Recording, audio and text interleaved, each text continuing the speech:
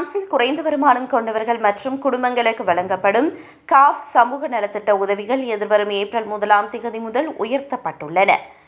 கடந்த ஆண்டு 1.7% இருந்த இந்த உயர்வு இந்த ஆண்டு 0.9% என்று நிர்ணயிக்கப்பட்டுள்ளது.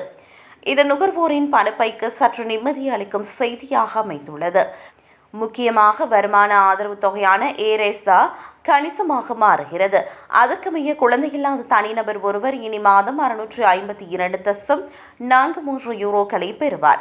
2025 ஆண்டில் இது 646.52 யூரோவாக இருந்தது. ஒரு குழந்தையுடன் இருக்கும் தனிநபர் 978.51 யூரோக்களையும், இரு குழந்தைகளை கொண்ட தம்பதியர் 1369.92 யூரோக்களையும் பெறுவார்கள். குடும்ப கொடுப்பனவுகள் குறைந்தது 2 குழந்தைகளை கொண்ட குடும்பங்களுக்கு வழங்கப்படுகின்றன. இந்த உயர்வு மூலம் குடும்பங்களுக்கு மாதம் 0.34 முதல் 4.84 யூரோக்கள் வரை கூடுதலாக கிடைக்கும். இது அந்தந்த குடும்பத்தின் ஆண்டு வருமானம் மற்றும் குழந்தைகளின் எண்ணிக்கையை பொறுத்து மாறுபடும்.